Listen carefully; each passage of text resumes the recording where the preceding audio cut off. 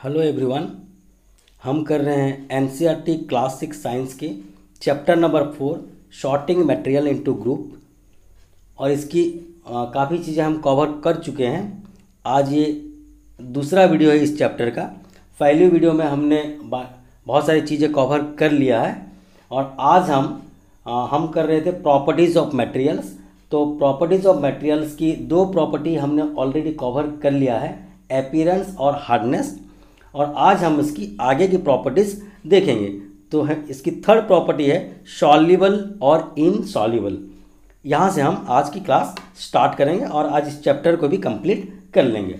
जैसे कि मैंने आपको बताया है कि ये हर चैप्टर को हम दो पार्टों में लगभग करने की कोशिश करेंगे और उसके बाद चैप्टर एंड में जो एक्सरसाइज पार्ट है उसे भी हम कवर कर रहे हैं। मैंने ऑलरेडी चैप्टर 3 तक की जितने भी थ्योरी एक्सप्लेनेशन है सारा मैंने करा चुका है और उसकी जो भी चैप्टर एंड में क्वेश्चन आंसर्स है इवन मैं उसको भी करा चुका हूँ। ठीक है, तो आपने अगर प्रीवियस वीडियोस नहीं देखे हैं तो प्लेलिस्ट में जाकर के सारे वीडियो आप देख सकते हैं। तो चलिए स्टार्ट करते हैं। मैं हूँ अरुण चौधरी और आप देख रहे हैं AC study point.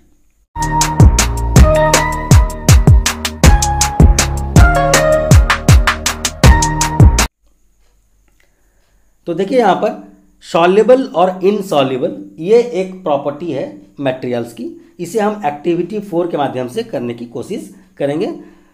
Collect sample of some solid substances such as sugar, salt, chalk powder, sand and sawdust. आपको क्या करना है, कुछ सैंपल कलेक्शन करना है सॉलिड सब्सटेंसेस की, जैसे कि चीनी, नमक, चॉक पाउडर या फिर रेत बालू जो होती है, और सॉडस्ट जो आप लकड़ी के गुंडा होते हैं उसको आपको कलेक्शन करना है। टेक 5 ग्लासेस और बीकर। आपको 5 ग्लासेस लेना है या फिर आप बीकर भी ले सकते हैं। Fill each one of them about 2/3 with water. सभी बीकर को आप 2/3 पानी से भर दें। Add a small amount of sugar to the first glass. पहली ग्लास में आप कुछ अमाउंट शुगर डालें। Salt to the second and similarly add small amount of other substances into the other glasses. इसी तरह से दूसरे ग्लास में आप थोड़े नमक डालें और बाकी जो बची हुई ग्लासेस हैं वहाँ पर आपने जितने भी बाकी मटेरियल्स लिए हैं सभी को अलग अलग ग्लास में डालें। Stair the container of each of them with A spoon. सारे जितने भी ग्लास में आप जो सब्सटेंसेस लिए थे सभी को आप चम्मच के मदद से उसे स्टायर करें, उसे घोलें। Wait for a few minute. कुछ देर तक आप इंतज़ार करें। Observe what happened to the substances added to water. और ध्यान से उसे ऑब्जर्व करें कि उन सब्सटेंसेस का क्या हो रहा है जिसे आपने पानी में मिलाया था। Figure 4.4 note your observation as shown in table 4.3। तो यहाँ पर आपको फिगर 4.4 में और 4.3 में आपकी ऑब्जर्वेशंस को लिखना है। देखिए यहाँ पर आपकी 4.3 टेबल है। क्या करना है इसमें, mixing different solid material in water. इस तरह आपको लेफ्ट साइड में सब्सटेंसेस के नाम लिखने हैं। आपने कितने सब्सटेंसेस कलेक्ट किए थे, 5 सब्सटेंसेस, जैसे कि salt, sugar, sand, chalk powder and sawdust. और यहाँ पर आपको राइट साइड में करना क्या है, डिसअपियर्स इन वाटर या डज नॉट डिसअपियर, ये आपको बताना था। आपने जो 5 सैंपल लिए थे सॉलिड सब्सटेंसेस के वो क्या पानी में घुल रहे हैं या पानी में नहीं घुल रहे हैं उसके बारे में आपको लिखना है। तो देखिए यहाँ पर बुक में आपका एक दे रखा है सॉल्ट जो कि है नमक, डिसअपियर कम्प्लीटली इन वाटर। ये पानी में पूरी तरह से डिसअपियर हो जाते हैं यानी कि पूरी तरह से घुल जाते हैं। इसी तरह से शुगर की बात करें तो शुगर भी आपकी पानी में पूरी तरह से घुल जाएंगे। सैंड पानी में आपका बिल्कुल भी नहीं घुलेगा, जैसे कि वैसा प्रेजेंट रहेगा। चॉक पाउडर थोड़े बहुत घुल तो जाएंगे लेकिन आपको पता लग जाएगा कि चॉक पाउडर इसमें मिलाया गया है। सॉडस्ट भी वही है, आपका पानी में पूरी तरह से नहीं घुल पाता है। अब इस एक्टिविटी के थ्रू से हम क्या समझेंगे आगे देखते हैं। यहाँ देखिए, you will notice that some substances have completely disappeared और डिजॉल्व इन वाटर। आप देखेंगे कि कुछ सब्सटेंसेस जो हैं पानी में पूरी तरह से डिसॉल्व हो जा रहे हैं या पूरी तरह से डिसअपियर हो जा रहे हैं, गायब हो जा रहे हैं, मतलब कि घुल जा रहे हैं। We see that these substances are soluble in water. हम कह सकते हैं कि ये सारी चीज़ें पानी में घुलनशील हैं। Other substances do not mix with water and do not disappear even after we stir for a long time.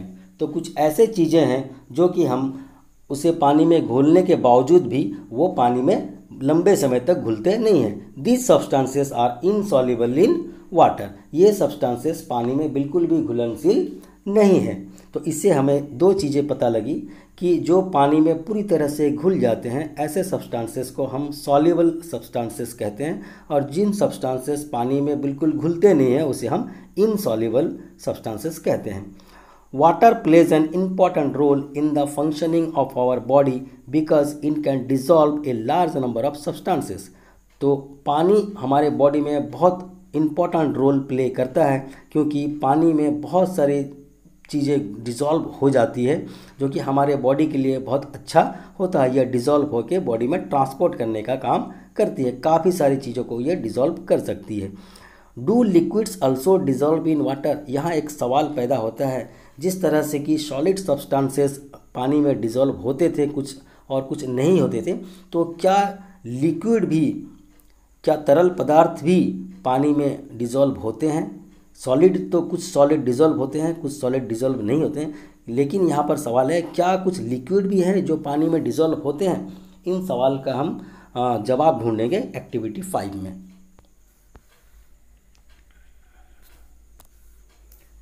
चलिए activity 5, collect samples of vinegar, lemon juice, mustard oil और कोकोनट ऑयल, केरोसिन और any other liquid. फिर से हम कुछ sample collect करेंगे जिस तरह हमने सॉलिड सब्सटेंसेस की कलेक्शन किए थे। यहाँ पर कुछ लिक्विड सब्सटेंसेस को हम कलेक्ट करेंगे, जैसे कि विनेगर हो गया, लेमन जूस हो गया, नींबू के रस, मस्टर्ड ऑयल या फिर कोकोनट ऑयल, केरोसिन वगैरह वगैरह हम ले सकते हैं, और भी कुछ अदर सब्सटेंसेस जो लिक्विड है आपके आसपास में आप ले सकते हैं। टेक ए ग्लास टम्बलर, एक फिर से ग्लास की बर्तन लेंगे, टम्बलर लेंगे, गमला लेंगे, fill it with a half with water, इसे आधे पानी से पहले भर दें। Add a few spoonful of one liquid to this and stir it well. और आपने जितने सारे भी सैंपल कलेक्शन किए हैं लिक्विड की, एक सैंपल को, एक चीज़ को आप एक चम्मच लेकर के पानी में घोलने की कोशिश करें। Let it stand for 5 minutes, और उसे 5 मिनट के लिए छोड़ दें। Observe whether the liquid mixes with water. अब ऑब्जर्व करें कि क्या आपने जो लिक्विड डाले थे पानी में वो पूरी तरह से घुल गए हैं। Repeat the same with other liquids, और इसी तरह बाकी जो लिक्विड आपने लिए हैं, एक लिक्विड के अलावा और 4 लिक्विड जो बच गए उसे भी आप बारी बारी से उस ग्लास टम्बलर में स्पून की मदद से डाल के चेक कीजिए कि क्या ये घुलनशील है या नहीं है। As many different liquids are as possible to you. आप जितने ज़्यादा लिक्विड हो सके पॉसिबल आपसे कलेक्ट करने के लिए आप कलेक्ट किया करें और उसे आप चेक करें। Right your observation in table 4.4, और आपकी ऑब्जर्वेशन को आप 4.4 टेबल में लिखें। कि यहाँ पर टेबल देखिए 4.4 है, solubility of some common liquid in water. कुछ कॉमन लिक्विड की पानी में घुलनशील है कि नहीं है, इसकी टेबल बनाई गई है। आपने जिन चीज़ों को यहाँ पर सैंपल के रूप में कलेक्शन किया था उन चीज़ों का यहाँ पर आप नाम लिखिए लेफ्ट साइड में। इस लिक्विड में इस सारे आपकी लिक्विड्स होते हैं, और यहाँ पर आपको लिखना है मिक्सेस वेल और डज नॉट मिक्स, ये पूरी तरह से पानी में घुल गए या नहीं घुले। तो यहाँ पर अगर बात करें विनेगर की, तो विनेगर जो है एक लिक्विड है जो कि पानी में पूरी तरह घुल जाता है। उसी तरह से लेमन जूस, नींबू का जो रस होता है वो भी पानी में पूरी तरह से घुल जाता है। लेकिन बात करें मस्टर्ड ऑयल तो ये पानी में नहीं घुलेगा। कोकोनट ऑयल है ये भी पानी में नहीं घुल सकता, और केरोसिन ये भी पानी में नहीं घुलता है। कहने के मतलब है कि लगभग जो तेल हैं, जितने भी ऑयल हैं, ये पानी में घुलनशील नहीं होते हैं। आगे हम देखते हैं, we notice that some liquids get completely mixed with water. हमने यहाँ पर नोटिस हम करेंगे कि कुछ ऐसे लिक्विड है जो कि पानी में पूरी तरह से कम्प्लीटली मिक्स हो जा रहे हैं। Some other do not mix with water and form a separate layer when kept aside for some time. और कुछ ऐसे चीज़ें हैं जो पानी में घुलते नहीं हैं और एक अलग से लेयर बन जाते हैं, जो हमने लिक्विड डाला था और पानी के दो के बीच में कुछ लेयर हो जाता है जो कि एक चीज़ों को दूसरे से अलग कर देता है, एक अलग परत बन जाता है।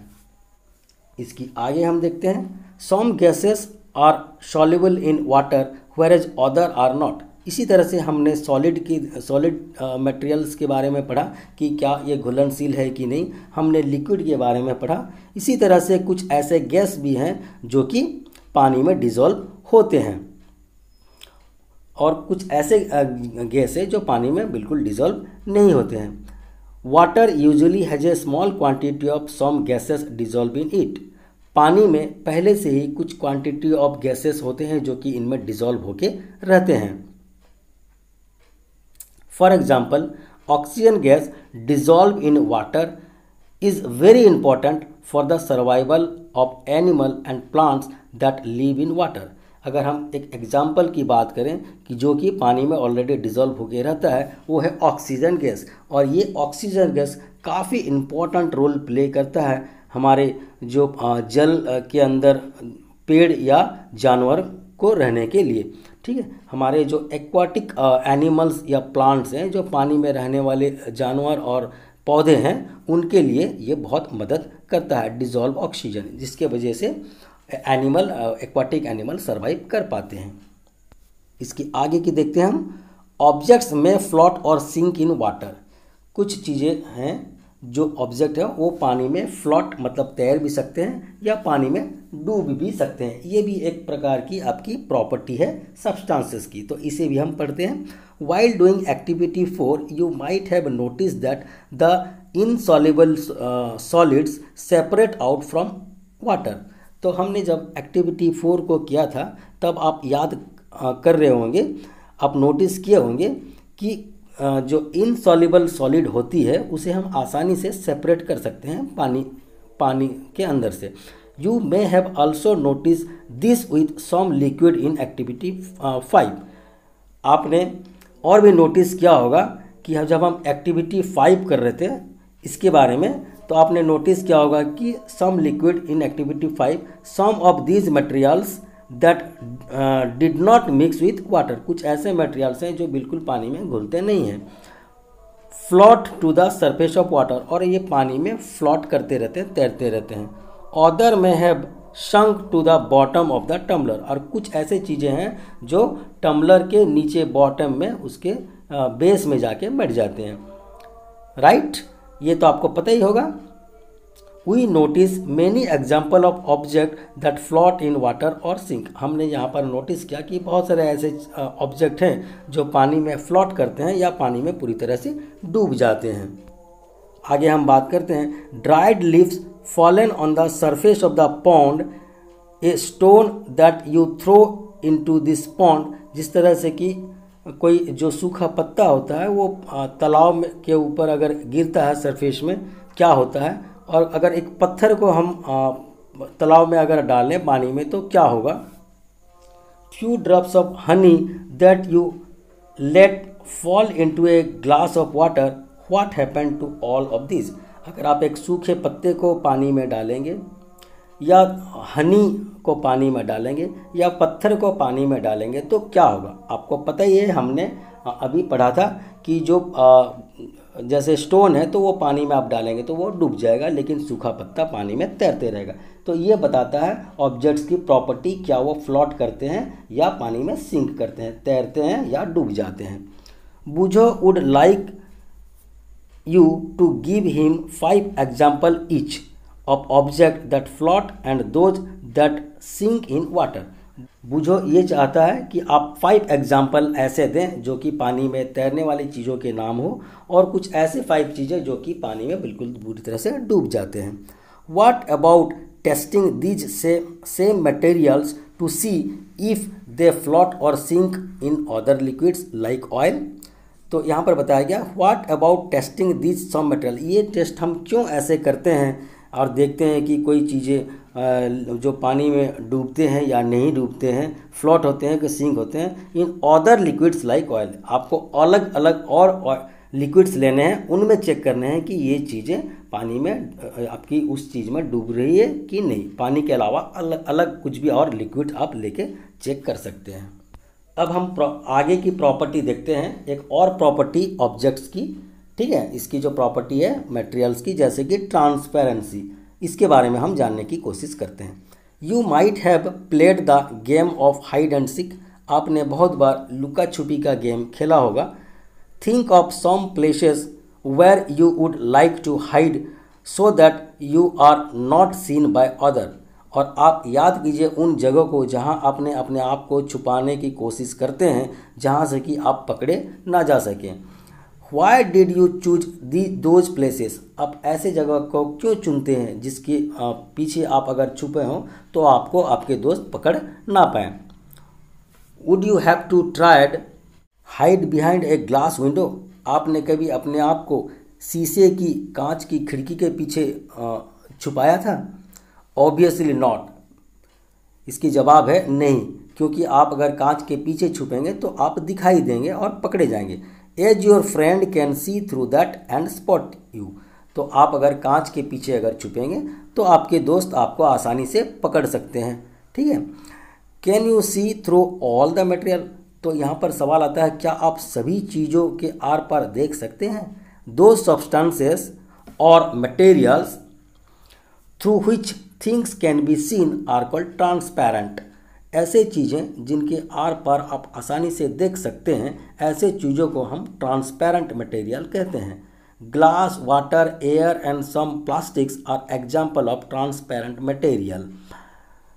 कांच, पानी, हवा और कुछ प्लास्टिक हैं जो कि ट्रांसपेरेंट मटेरियल के एग्जाम्पल में आते हैं। Shopkeepers usually prefer to keep biscuit, sweets and other eatable substances transparent container of glass और प्लास्टिक। तो शॉपकीपर भी अपनी सारे जो बिस्किट्स वगैरह है चीज़ों को अलग अलग कंटेनर में, ग्लास के कंटेनर में रखता है। ऐसा क्यों? So that buyers can easily see these item. इससे ये फ़ायदा होता है कि जो खरीदार है वो आसानी से उस कांच के जो बर्तन है उससे आर पार देख सकें और चीज़ों की बिक्री हो पाए।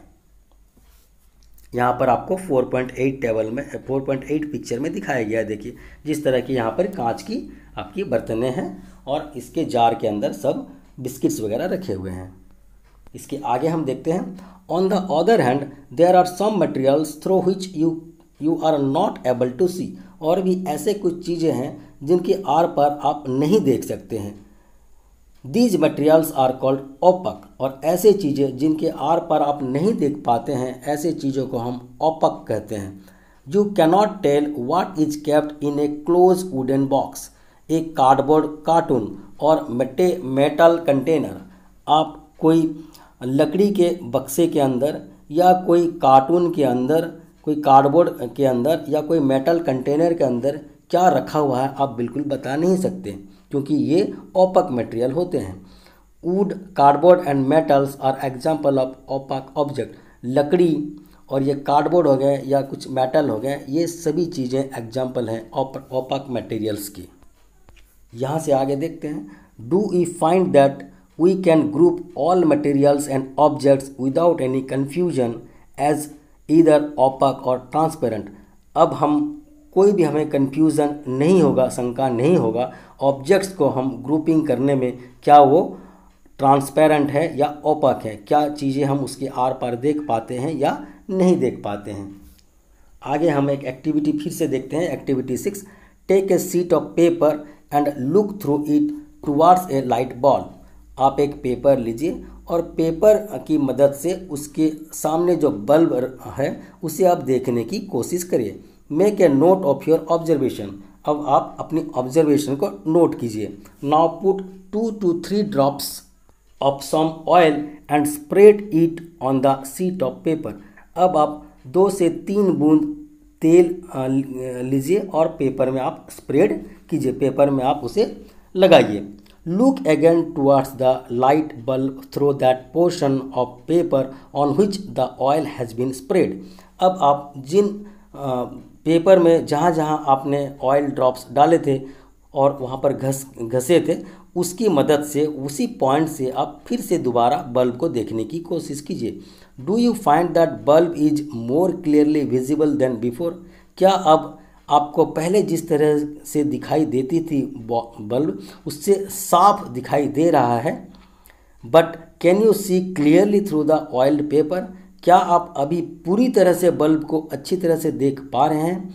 Is everything on the other side of it visible? क्या इस पेपर के दूसरी ओर जितने भी चीज़ें हैं आपको पूरी तरह से दिखाई दे रहे हैं? Perhaps not. शायद इसका जवाब नहीं है, क्योंकि आप पेपर की मदद से दूसरी ओर की चीज़ों को नहीं देख पाएंगे। दूसरी बात, जब आपने पेपर में ऑयल 2-3 ड्रॉप डालें, तब आप चीज़ों को पहले से थोड़े क्लियर देख पाएंगे, लेकिन अभी भी आप पूरी तरह से अच्छे से नहीं देख पाएंगे, जैसे कि आप ट्रांसपेरेंट मटेरियल के आर पार देखते थे।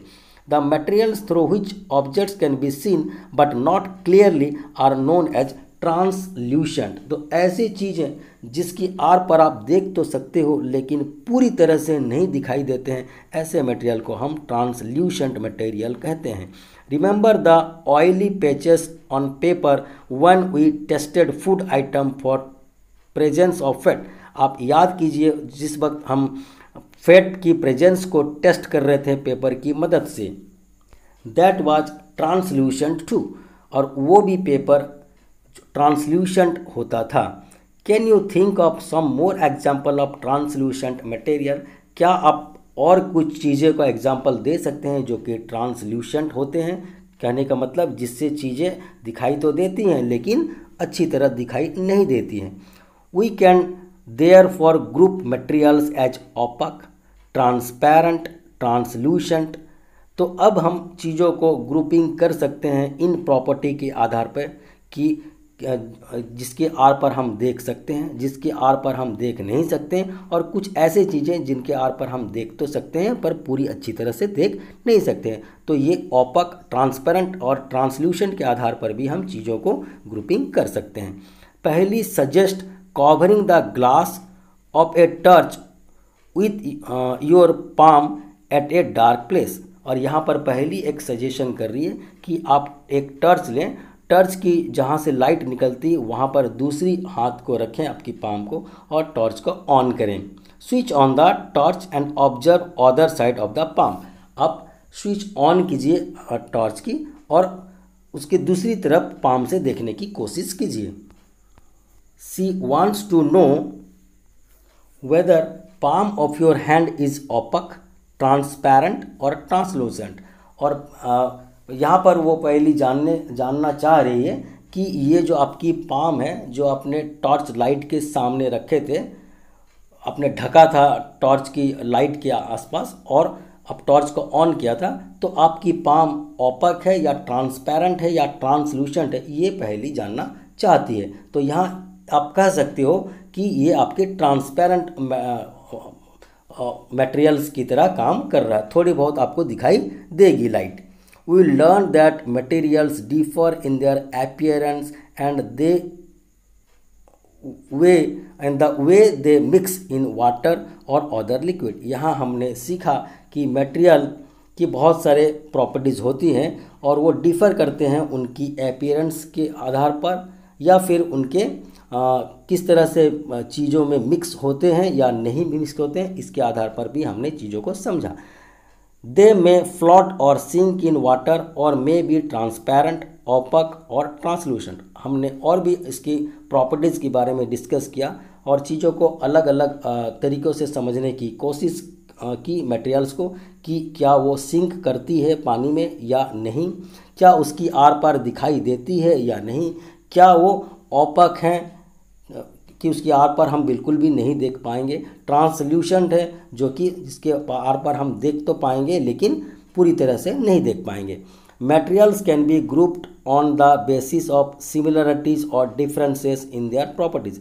और मटेरियल को हम ग्रुप कर सकते हैं उनकी सिमिलरिटी के आधार पर या डिफरेंसेस के, उसकी समानता के आधार पर और उसके अंतर के आधार पर, उनके गुण के आधार पर हम चीज़ों को अलग अलग ग्रुप में बांट सकते हैं।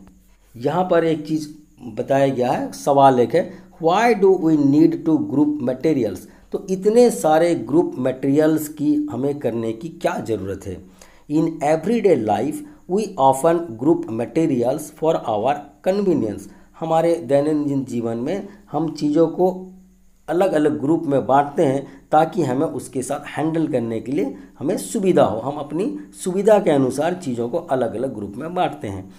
At home we usually store things in such a manner that similar objects are placed together. हम अपने घरों में भी चीज़ों को इस तरह से स्टोर करके रखते हैं कि एक जैसे चीज़ें एक तरफ हो। Such an arrangement help us to locate them easily. और ऐसे चीज़ों को सजा के रखने से हमें ये फ़ायदा होता है कि हमें स्पॉट करने में, ढूंढने में चीज़ों को मदद मिलती है। Similarly a grocer usually keeps all type of biscuit at one corner of his shop. इसी तरह से एक दुकानदार अपनी बिस्किट्स को एक कोने में रखता है। All soaps at others while grains and pulses are stored at some other places. तो वो दुकानदार बिस्किट्स को एक कॉर्नर में, साबुनों को एक कॉर्नर में और बाकी खाने पीने की जो चीज़ें हैं, अनाज हैं, दालें हैं, उसे अलग तरफ में रखता है। तो ऐसे वो क्यों करता है? ताकि उसे चीज़ों को अच्छी तरह से हैंडल कर सके और चीज़ों को वो बेच सके सही तरह से। दुकानदार को चीज़ें देने में तकलीफ़ ना हो, वो ग्राहकों को चीज़ें आसानी से ला के उपलब्ध करा सके। इसलिए वो चीज़ों को अलग अलग तरफ रखता है ताकि उसे ढूंढने में सुविधा हो। Next, there is another reason why we find such grouping useful. और एक इसके कारण है जो कि चीज़ों को हम अलग अलग ग्रुप में बांटते हैं। Dividing materials in groups make it convenient to study their properties and also observe any pattern in this properties. चीज़ों को हम जब अलग अलग ग्रुप में बांटते हैं तो हमें उसे और अच्छी तरह से स्टडी करने में मदद मिलती है, उसकी प्रॉपर्टी को जानने में मदद मिलती है, चीज़ों को अच्छी तरह से समझने में हमें मदद मिलती है एक चीज़ को हम जब ग्रुप में बांटते हैं। We will study more about this in higher classes. और इस क्लास के लिए इतने इसके बारे में था, और इसकी आगे की जो प्रॉपर्टीज़ है, इसकी और आगे की नॉलेज के लिए हम उसे हायर क्लास में पढ़ेंगे। तो इस तरह से हमारा ये चैप्टर कंप्लीट होता है। अब हम देखते हैं नीचे कुछ कीवर्ड्स है, इसको थोड़ा सा हम रिवाइज कर देते हैं जाते जाते। देखिए कीवर्ड्स में है, पहले तो ये सब अगर देखा जाए तो एक प्रकार से ये सारी चीज़ें आपकी मटेरियल्स की प्रॉपर्टी के बारे में बताया गया है। हमने देखा हार्ड की चीज़ें किस तरह से हार्ड होती है, सॉफ्ट होती है। यहाँ पर इनसॉल्युबल चीज़ें, पानी में बिल्कुल नहीं घुलने वाली चीज़ों को इनसॉल्युबल कहते हैं, इसके बारे में हमने देखा। सॉल्युबल भी हमने पढ़ा कि कोई पानी में घुलते हैं कि नहीं, तो जो घुल जाते हैं उसे सॉल्युबल कहते हैं, जो पानी में नहीं घुल पाते इसे इनसॉल्युबल कहते हैं। लस्चर के बारे में पढ़ा, उनके चमकीलापन जो मेटल्स के होते हैं उसके बारे में देखा। मटेरियल्स क्या होते हैं, कैसे मटेरियल्स की प्रॉपर्टी होते हैं, इसको हमने डिस्कस किया। मेटल्स के बारे में भी हमने देखा, उनकी प्रॉपर्टी को समझा। ओपक चीज़ें जिसकी आर पर हम बिल्कुल नहीं देख सकते हैं, ये चीज़ें ओपक होते हैं, इसके बारे में हमने देखा। रफ़ जो चीज़ें बहुत खदड़ा होते हैं, स्मूथ होते हैं, ये प्रॉपर्टी को भी हमने देखा, चिकना है या खदड़ा है। सॉल्युबल प्रॉपर्टी को हमने देखा कि चीज़ें किस तरह से पानी में घुलते हैं, कौन सी चीज़ें हैं जो पानी में नहीं घुलती हैं। ट्रांसल्यूशन प्रॉपर्टी के बारे में हमने देखा, जो चीज़ें के आर पर हम देख तो सकते हैं पर पूरी अच्छी तरह से नहीं देख सकते हैं, ऐसी चीज़ों को हम ट्रांसल्यूशन कहते हैं। ट्रांसपेरेंट प्रॉपर्टी को हमने देखा कि जिन चीज़ों के आर पर हम बिल्कुल साफ साफ देख पाते हैं, ऐसे मटेरियल्स को हम ट्रांसपेरेंट मटेरियल कहते हैं, जैसे कि शीशा हो गया, प्लास्टिक हो गया, वगैरह वगैरह। तो इस तरह से हम इस चैप्टर को पूरी तरह से आज कंप्लीट कर लिए हैं। ये सेकंड पार्ट था इस क्लास का, इस चैप्टर का। पहली भाग में हमने कुछ प्रॉपर्टी देखा था और आज हमने इसकी पूरी प्रॉपर्टी के साथ साथ इस चैप्टर को भी कंप्लीट कर लिया है। और इसकी बची हुई जो एक्सरसाइज की जो पार्ट्स है इसे हम आगे की वीडियो में कवर करेंगे। तो बच्चों, आपको अगर ये वीडियो अच्छा लग रहा, आपको क्लास अच्छा लग रहा, पढ़ाने का तरीका आपको अच्छा लग रहा, तो ज़रूर इस चैनल को सब्सक्राइब करें, लाइक करें और अपने दोस्तों के साथ शेयर करें। तो मिलते हैं जल्द ही इसकी आगे की एक्सरसाइज सॉल्यूशंस के साथ। Till then, bye. Have a nice day. Thank you very much.